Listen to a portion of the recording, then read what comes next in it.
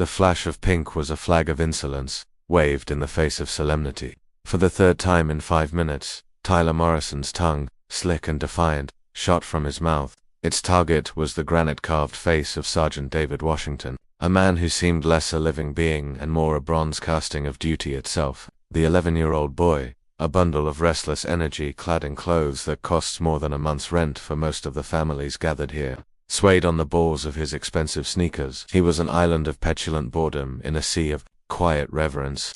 The air around the Veterans Memorial thick with the ghosts of sacrifice and the scent of freshly cut grass.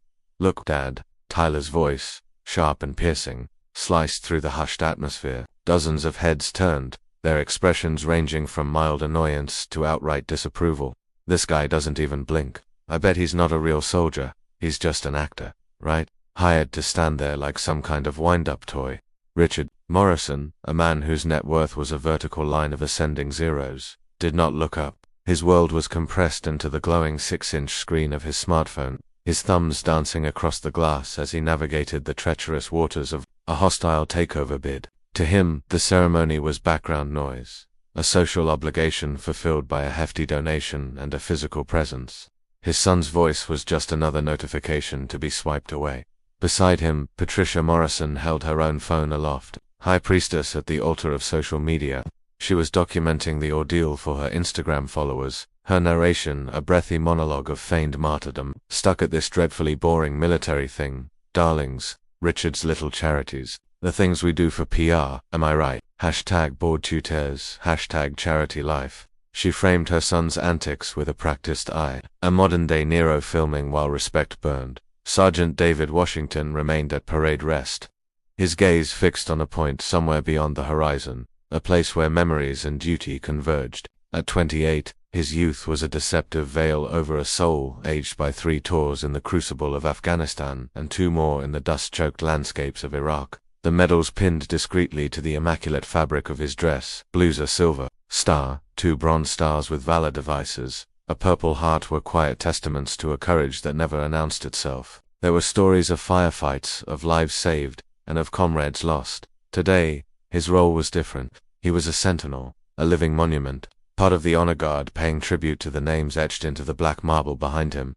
Men he had mourned. Tyler, emboldened by the lack of parental restraint, pushed his luck. He slipped under the velvet rope barrier, his $2,000 sneakers leaving faint impressions on the sacred, manicured lawn of the memorial. He edged closer to David, craning his neck to peer up at the soldier's impassive face. "Hey soldier," he shouted, the sound an affront to the somber quiet.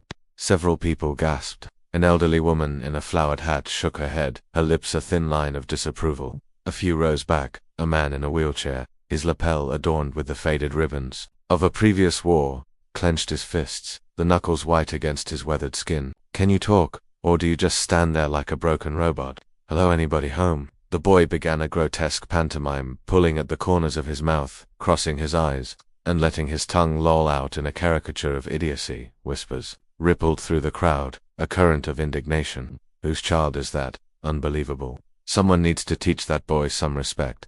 David's military discipline was a fortress, built over years of grueling training and the life-or-death pressures of combat. He did not flinch. His posture did not alter by a single millimeter. But deep within the obsidian calm of his eyes, something shifted, a flicker of recognition.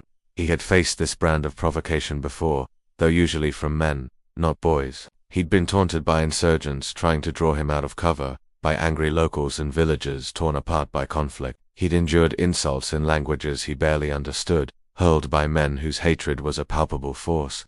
He had learned to filter the noise, to separate genuine threats from empty bluster. But this was different.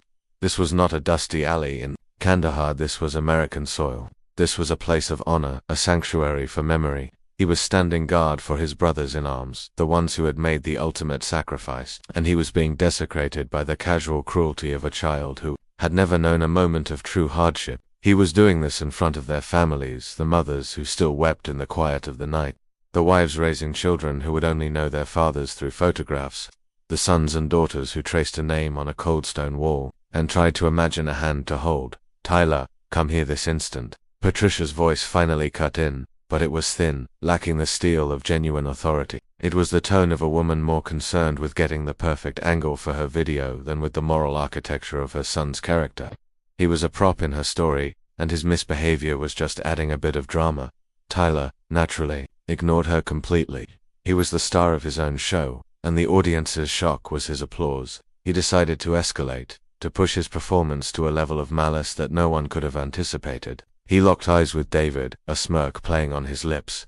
He leaned in, as if sharing a secret, and stuck his tongue out one last time. "Hey, chocolate soldier," he sneered, the words tumbling out, coated in a poison he had learned somewhere, absorbed from some dark corner of his privileged world. "I bet you can't even fight. You're probably just good for standing around and looking pretty for the pictures." The silence that followed was not merely an absence of sound. It was a physical presence, a heavy, suffocating blanket that smothered the memorial. The gentle breeze seemed to die. The rustling leaves fell still. Even the small children, previously chasing butterflies near the rose bushes, froze. Sensing the sudden shift in the emotional atmosphere, Patricia's phone slipped from her grasp, clattering onto the stone walkway with a sharp, synthetic crack. Richard Morrison, at long last, looked up from his screen, his brow furrowed in annoyance, not at his son, but at the sudden, unwelcome silence. The veteran in the wheelchair began to slowly, deliberately, wheel himself forward, his face a thunderous mask of fury and disbelief. Sergeant David Washington did not move. He did not blink. His training was an anchor in the storm of disrespect, a testament to absolute control forged in the fires of unimaginable chaos. But for the first time in his decorated career, standing on home soil, he felt a current pulse through his veins that was entirely new. It wasn't the hot, reactive flash of anger. It was something colder, deeper, and infinitely more powerful. It was the slow, deliberate hum of a finely tuned machine locking onto a target. It was the feeling of calculation, there, in the crosshairs, of 100 shocked and disapproving gazers, all aimed at one small, arrogant boy. David maintained an expression of serene composure. It was a look that only a man with his background, with a will tempered on the anvil of the battlefield, could possibly sustain. What no one at that memorial could fathom was that this childish, venomous provocation had just awakened something dormant within him. It had set in motion a chain of events that would transform this sun-drenched Sunday from a routine ceremony into a landmark, a lesson that would be remembered long after the memory of the day's tributes had faded. The boy had intended to humiliate a soldier. He had instead, unknowingly, lit the fuse on his own gilded life. The racist slur, once uttered, hung in the air, a toxic cloud that refused to dissipate. It had exploded not with a bang, but with a deafening, echoing silence. Tyler Morrison, puffed up with the pride of a jester who has landed a particularly cruel joke, spun around, a triumphant grin on his face. Seeking validation, he expected laughter, or at least a ripple of shocked amusement. Instead, he was met by a wall of horrified faces. He saw women clutching their pearls, men shaking their heads in disgust, and children looking at him with the wide, confused eyes of those witnessing something fundamentally wrong for the first time. He was not a comedian. He was a monster. Tyler, Patricia, her social radar now screaming red alert, finally pocketed her broken phone. Her concern was not for the soldier her son had debased, nor for the values he had trampled. It was for the dozens of other phones now pointed in their direction, recording not her curated story, but the raw, ugly truth of the moment. Her brand was in crisis. "You do not speak like that. Apologize this instant." "Talk like what, Mum?" Tyler retorted, his voice dripping with the unearned confidence of a boy who had never been denied anything. His arrogance was a shield he had been handed at birth. "I just said the truth. Look at him, and I bet he can't fight. These new soldiers are all wimps anyway." Richard Morrison finally stirred from his digital stupor, his intervention as tone-deaf as it was belated.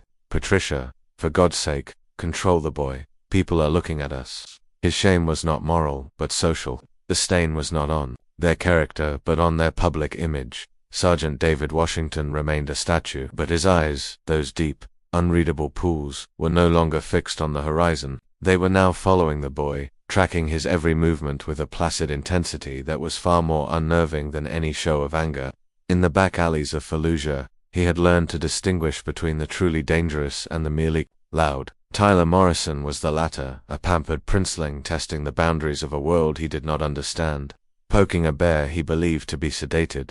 What Tyler, in his profound ignorance, could not know was that the man he was taunting was a graduate of the U.S. Army's grueling Ranger School. He was an expert in hand-to-hand combat, a decorated marksman, and the leader of a quick reaction force that had, on 3 separate occasions, gone into hell to pull fellow soldiers out of the fire. The insurgents he had faced, men who wanted him dead, had shown him more respect on the battlefield than this child was showing him in a place of peace. Hey, soldier boy, Tyler pressed on, his bravado feeding on the attention, mistaking horror for fascination. He swaggered closer to the rope line, 1 foot now defiantly on the grass. I'm talking to you. My dad pays more taxes than this whole place costs. That means you work for me. How about you march over there and get me a soda? It's hot out. Here, the veteran in the wheelchair, Colonel Martinez, had now reached the edge of the crowd. His voice, though aged, was gravelly with a command that had once sent men into battle. Son, he said, his words trembling with a righteous fury. You have no earthly idea who you are speaking to. You are standing on hallowed ground, disrespecting a hero. Tyler glanced at him, his gaze a dismissive flicker. Oh great, another boring old man with stories. You guys lost your wars anyway, right? What kind of heroes are you? It was then that something almost imperceptible happened. David Washington, still locked at attention, shifted his eyes. It was a minute movement, a few degrees to the left. He made eye contact with a man standing near a large oak tree. The man was dressed in a discreet, well-tailored gray suit, the kind designed to be forgettable. He had been watching the entire exchange with a calm, professional interest. Seeing David's glance, the man gave a nod so small it was almost invisible.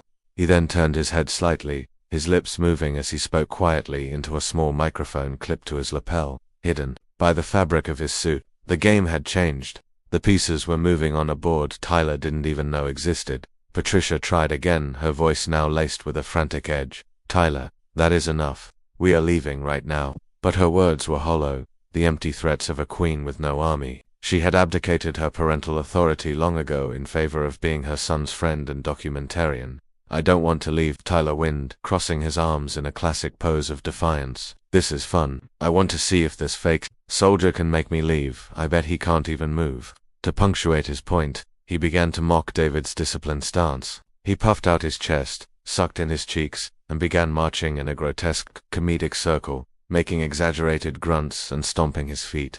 The crowd's collective intake of breath was audible. The phones recording the scene multiplied. The spectacle was no longer just an incident, it was becoming evidence. And through it all, David Washington catalogued everything. Every word, every sneer, every mocking gesture was being filed away in a mind trained for strategic analysis. His years in uniform had taught him many things, but perhaps the most valuable was the art of strategic patience. He knew that the most powerful response was not always the most immediate. Sometimes, the most devastating counterattack was the one that was meticulously planned and flawlessly executed when the enemy least expected it. The man in the gray suit continued his quiet conversation, and David knew precisely who was on the other end of that line, because Sergeant David Washington wasn't just a decorated soldier. He was a distinguished graduate of the United States Military Academy at West Point, with a degree in military psychology and a subspecialty in behavioral science. He was an expert in understanding and de-escalating high-pressure situations, and, most significantly, he was the son of one of the most respected and influential families in Washington. DCHI's father was Colonel James Washington, a revered military strategist who now served as a senior advisor to the Joint Chiefs of Staff at the Pentagon. His mother was Dr. Angela Washington, a formidable civil rights attorney who had argued cases before the Supreme Court and was nationally renowned for her work dismantling systemic discrimination. David didn't just have backup, he had an arsenal of influence, intellect, and legal firepower that the Morrison family, for all their wealth, could not hope to match. Mum, look at me, Tyler shrieked, now utterly lost in his performance of contempt. The little soldier won't even flinch. I bet if I threw a rock at him, he'd just stand there and bleed. What a pathetic excuse for a man.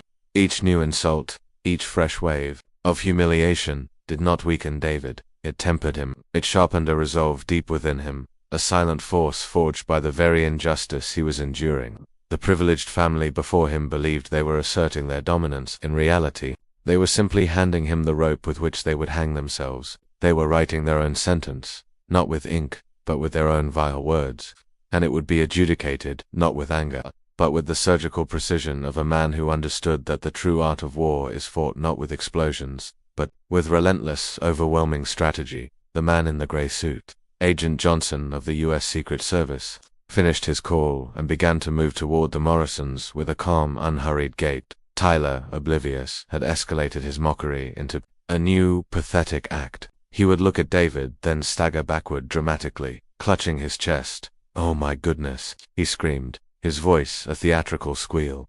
"This soldier is scaring me. Mummy, he's looking at me with menacing eyes. I think he's going to attack me. I feel threatened." Patricia, seeing a potential escape route from public condemnation, immediately latched onto her son's fiction. She transformed from negligent parent to protective mother bear. "Excuse me." She yelled to no one in particular, her voice ringing with manufactured panic. "Officer, that guard is intimidating my child. This is unacceptable. He's creating a hostile environment. You will be hearing from our lawyers." Agent Johnson arrived beside them, his presence an island of professional calm in their self-created storm. He discreetly flashed his credentials. "Mr. and Mrs. Morrison, I'm Agent Johnson, Presidential Protection Detail. We need to have a word about your son's conduct." The mention of the Secret Service was a splash of ice water. Richard Morrison's face, already flushed with social embarrassment, turned a pasty white. The digital world of his phone vanished, replaced by a sudden, terrifying reality. His money could solve many problems, but a problem involving federal agents was of a different magnitude entirely. "Secret Service," he stammered, attempting to project an authority he no longer felt. "That's preposterous. He's just a boy, a child, playing a game." "Sir," Agent Johnson replied, his tone flat and devoid of emotion. It was the voice of a man who dealt with genuine threats for a living, and was therefore unimpressed by blustering CEOs. "Your son is disrupting an official military ceremony on federal property and is directing racial slurs at a commissioned officer of the United States Armed Forces. That constitutes, at a minimum, disorderly conduct, disturbing the peace, and a potential hate crime." Tyler, who had lived his entire life in a consequence-free bubble, finally felt the first pinprick of fear. The word crime registered, but his arrogance, a deeply ingrained reflex, made him double down. A gambler making one last fatal bet. "Hate crime." He laughed, the sound high and hysterical. "For talking to a little black soldier, you people are insane. My dad knows. The governor, he plays golf with senators. You can't do a thing to us." The silence that followed this final outburst was different. It was not a silence of shock. It was the heavy, profound stillness that comes after a final, irrevocable mistake has been made. It was the silence of a checkmate. On his platform, Sergeant David Washington, still perfectly motionless, allowed the barest hint of a smile to touch the corner of his mouth. It was not a smile of amusement, but of completion. Tyler Morrison had just taken the bait. He had used an explicit racial slur, and confessed to his motivations in front of a federal agent. The trap so patiently set had just been sprung. What the Morrison family could not possibly have known was that Agent Johnson was not there by chance. This particular ceremony was under discreet federal observation because it was honoring a specific group of soldiers, those killed in action, while combating domestic terrorism on U.S. soil. And Sergeant David Washington wasn't just a random member of the honor guard. He was the guest of honor. He was the soldier who, just 8 months prior, had led the raid that rescued 12 hostages from a white supremacist compound in the mountains of Idaho. He was the man whose face had been on every major news network, being personally decorated by the President of the United States in a Rose Garden ceremony. He was the hero. They were all there, ostensibly, to honor. And now, he had the entire incident on tape. A standard-issue military audio recorder, a security measure for all honor guards at official events, was clipped inside his uniform, and it had captured every last syllable of the encounter in crystal-clear digital fidelity. Agent Johnson looked down at Tyler, his professional mask slipping for a moment to reveal a look of profound contempt. "Young man," he said, his voice dropping to a low, serious register, "you have just made a public and recorded confession to committing a racially motivated offense during a federal military ceremony. That changes the nature of this conversation entirely." The net was closing, woven from threads of arrogance, prejudice, and ignorance. Colonel Martinez wheeled himself forward, his medals glinting in the afternoon sun. "Agent Johnson," he announced, his voice booming with renewed vigor. "Retired Colonel Hector Martinez. I served with Sergeant Washington's father in the Gulf. if you require witnesses to the unprovoked racial animus displayed here today, I have myself and 15 other veterans present who are prepared to give a sworn statement." Tyler looked around frantically, his eyes wide with a dawning panic. The faces in the crowd were no longer passive spectators, they were a jury. Their phones were no longer just recording devices. They were instruments of justice, documenting his downfall. He had walked into a memorial to heroes and, through his own vile behavior, had turned it into a tribunal for a villain, and he was the villain. David Washington finally allowed himself a thought he had held at bay for the entire agonizing ordeal. "You chose the wrong soldier on the wrong day in the wrong place, kid." What Tyler Morrison was about to learn was that while money could buy silence, it could not erase a record, and his attempt to humiliate a decorated war hero was about to become the most public, the most devastating, and the most expensive lesson of his very privileged and very short life. The arrival of Colonel James Washington and Dr. Angela Washington was not an entrance, it was a shift in the gravitational field of the memorial. Even in civilian attire, the colonel radiated a palpable aura of command that made Agent Johnson instinctively straighten his posture. Dr. Washington, elegant and composed, carried a slim leather briefcase with the quiet confidence of a woman who wielded law books like weapons and courtroom precedent like a shield. The air crackled with a new, formidable authority that had nothing to do with money and everything to do with character and earned influence. "David," Colonel Washington said, his voice a low baritone that resonated with pride and concern. He broke protocol for a moment, stepping forward to place a hand on his son's shoulder. "Report." "Situation contained," Sir David replied, his military bearing unwavering, exemplary composure maintained in the face of systematic, racial provocation. Dr. Washington's gaze fell upon the Morrison family.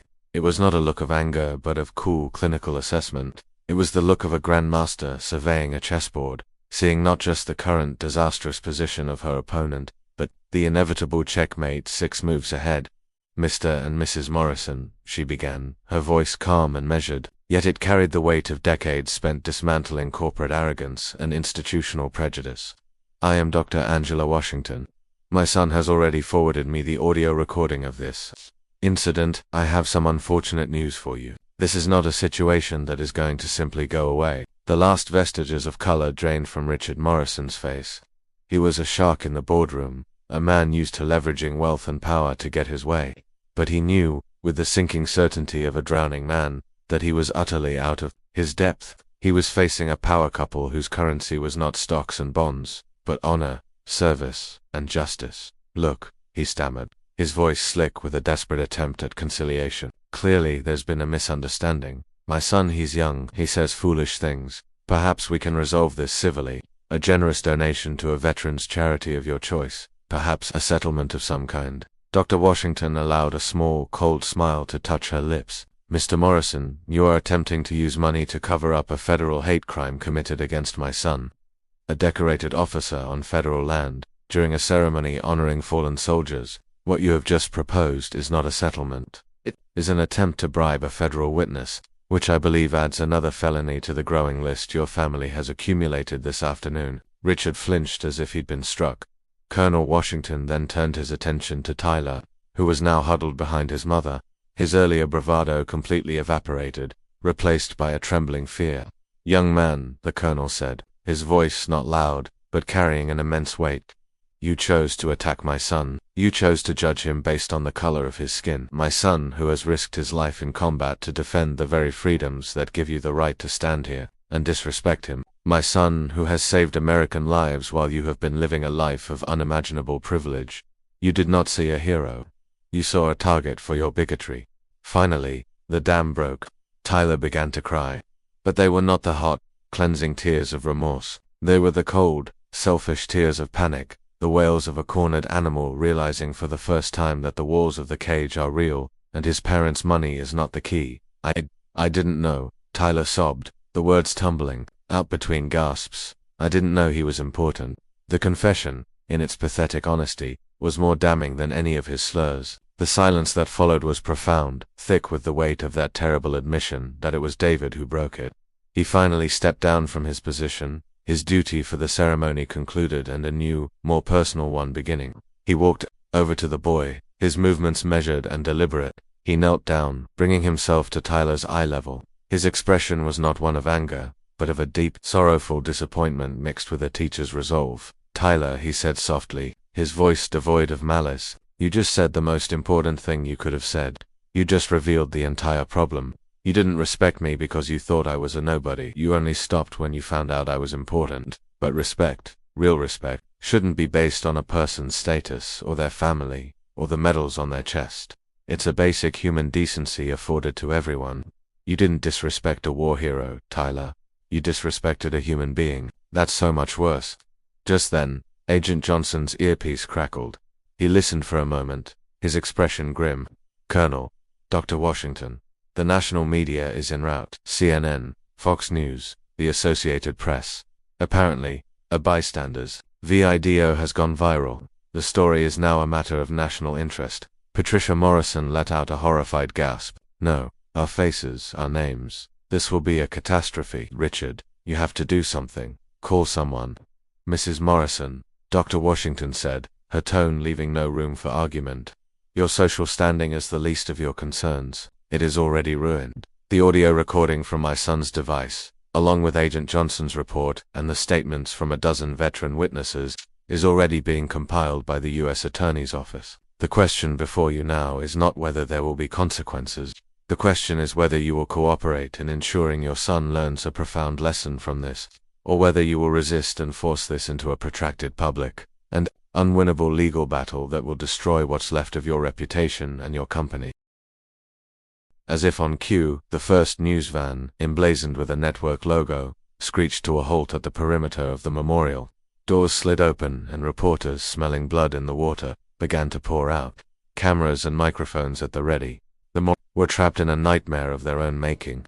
The public humiliation that Tyler had tried to inflict upon David Washington had boomeranged back with the force of a hurricane as the cameras flashed and reporters began shouting his name. Tyler Morrison finally, truly, understood. He had not just poked a bear, he had tried to spit in the eye of a lion, surrounded by its entire pride, in the middle of its own sacred ground. 6 months later, the sunlight falling on the Veterans Memorial was the same. The grass was just as green, the names on the wall just as poignant. But the world had changed. Sergeant David Washington, now promoted to major, stood at the podium, not as a silent guard, but as the keynote speaker for the annual Veterans Day ceremony. The crowd before him was 10 times larger than the one 6 months ago, a sea of faces, listening with rapt attention. His story, the story of the soldier who met racism not with rage but with devastating grace, had become a national touchstone. 6 months ago, on this very spot, David began, his voice clear and strong, carrying over the hushed crowd. "I was taught a valuable lesson. An 11-year-old boy reminded me that the most important battles are not always fought on foreign soil against armed combatants. Sometimes, the most difficult and necessary fight is the one against ignorance, right here at home." In the audience, far from the VIP section and the glare of the cameras, sat Tyler Morrison. He was flanked not by his parents, but by a quiet, firm man who was his court-appointed counselor. The past 6 months had been a brutal, systematic dismantling of his privileged existence. The viral video and subsequent news coverage had vaporized his family's social standing and crippled their finances. Richard Morrison, facing a shareholder revolt and a mass exodus of clients, had been forced to sell his tech company for a fraction of its former value. Patricia's social media empire had crumbled into a ruin of public scorn. They had lost their mansion, their status, and their circle of sycophantic friends. They had, in essence, lost everything they valued. Tyler, meanwhile, had been stripped of his private school and enrolled in a rigorous court-mandated re-education program. There were no trust funds or high-powered lawyers to save him. His sentence was to learn. He spent 3 days a week at a VA hospital, not for a photo op, but doing thankless, humbling work, cleaning floors, serving meals, and most importantly, listening. He sat for hours with men whose bodies had been broken in service to their country, men who spoke of fear and loss and a camaraderie he couldn't fathom. He learned that heroes weren't statues. They were ordinary men who had done extraordinary things, and their sacrifices were not a boring footnote in a history book, but a living, breathing reality. "I recently received a letter," David continued, from the podium, his eyes finding Tyler in the crowd. "A letter I'd like to share with you. It's from someone who caused me a great deal of public pain, but in doing so, gave me an opportunity to demonstrate that education can be a more powerful weapon than anger. David unfolded a piece of paper, 5 pages of a boy's careful, labored handwriting. He read an excerpt. Dear Major Washington, I don't write this expecting you to forgive me. I don't think I deserve it. But I need you to know that I understand now. When I insulted you, I wasn't just being a brat. I was disrespecting every name on that wall behind you. I was disrespecting every soldier who has ever worn the uniform. I spent the last few months talking to veterans. One of them, a man named Sergeant Miller who lost both his legs in Iraq, told me that heroes are just people who protect others, even people who don't deserve it. People like me. I know now that you were protecting me that day, too. You were protecting me from my own ignorance. I am sorry for the boy I was. I am trying, every day, to become a better man. In the crowd, silent tears streamed down Tyler's face. They were not the tears of panic he had shed 6 months ago, but the hot, cleansing tears of genuine, soul-deep remorse. This letter, David said, his voice thick with emotion as he folded the paper, taught me that our greatest victory is not in defeating our enemies, but in helping to turn them into our allies in the fight for a better world. After the ceremony, after the handshakes and the accolades, Tyler hesitantly approached the podium. He stood before David, no longer the arrogant boy, but a humbled young man on the first day of the rest of his life. Major Washington, he said, his voice quiet but steady, thank you for not giving up on me when everyone else said I was just a rich, racist brat. You gave me a chance to learn. David looked down at the boy who had caused him so much pain, and he smiled. It was a genuine smile, warm and forgiving. He extended his hand. Tyler, he said, what matters isn't the mistakes we make, it's what we do after. It's the hard work of change. You're doing the work, and for that, I'm proud of you. Tyler took his hand, and the handshake between the decorated black officer and the disgraced white child symbolized something far greater than personal forgiveness. It was a bridge built across a chasm of prejudice, a testament to growth, accountability, and the improbable, powerful grace of a second chance. The real lesson, resonating across the memorial grounds, was not about how a family was brought low by arrogance, but how a boy, when faced with the true meaning of honor, finally learned to stand tall.